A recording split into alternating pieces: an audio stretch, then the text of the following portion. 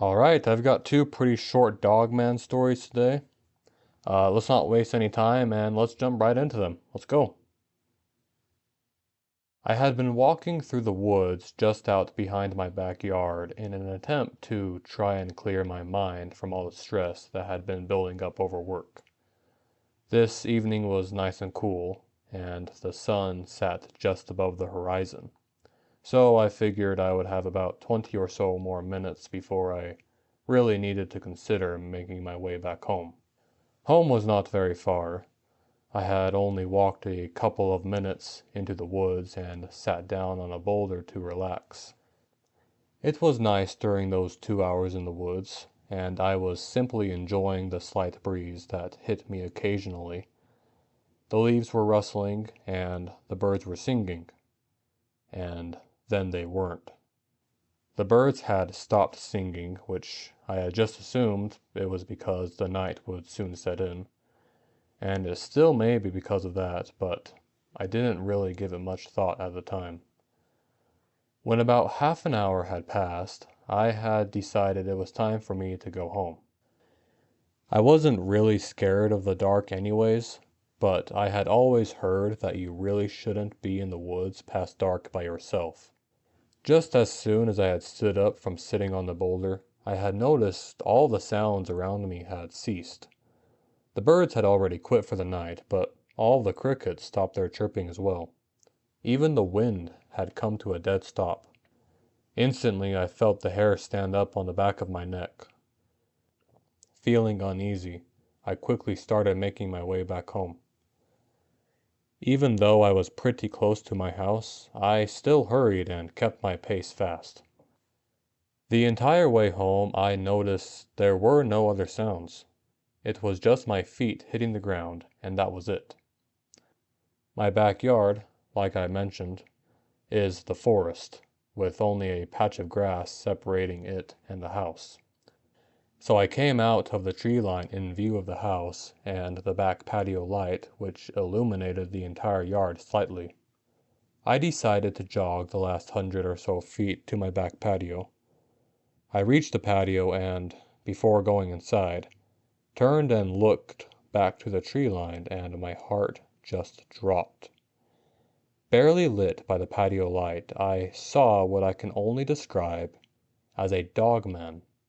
I saw that it had dark hair and its ears were sticking up. I didn't get that good of a look at it before my fight or flight kicked in as I sprinted to my bedroom to grab my gun. Only moments later, when I returned to the back patio, the dogman was gone. Never before did I come so close to losing control of my bladder.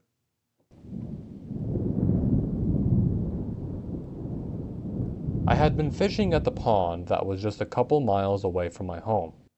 Since it wasn't terribly far, I had decided to take the well-worn trail that led there. The walk only took about an hour and a half or so, so I left just before 7 in the morning, packing minimal fishing gear in my backpack, along with a light lunch and a few snacks. I had planned to be there until about 5 or so before I left, giving myself enough time to get home before dark with some daylight left to spare. I arrived at the pond, set up my fishing pole, cast my line into the water, and sat on my small fold-out chair. I didn't have much luck most of the day. The bites were few and far between, and any bites that did happen were quickly lost. I changed spots a couple of times to see if I would have better success in other areas, but that was met with disappointment. At about noon, feeling hungry and slightly frustrated with no fish brought back yet, I reached down into my backpack and pulled out my PB&J sandwich to munch on. As I sat back up with my sandwich in hand, I immediately noticed a human figure on the direct opposite side of the pond from me, standing in the shadow of the trees. As I watched it, I came to the realization that this was not a human. It was completely black, and its arms hung down to its knees.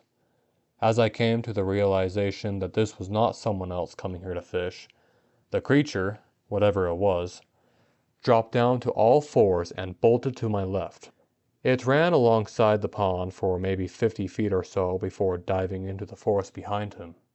When it did run alongside the pond, I saw that it had a long tail and resembled what looked like a wolf. Of course, though, I have never heard of a wolf standing on its hind legs. Well, I didn't stick around to find out if this was a wolf or not. I immediately packed all my stuff up and left without a second thought. I was very creeped out and headed straight home. I haven't been back to that pond since, and I haven't seen anything like that creature since either. However, I did decide to do some research on what I had seen. The more research I did, the more and more convinced I became that what I saw was a dogman.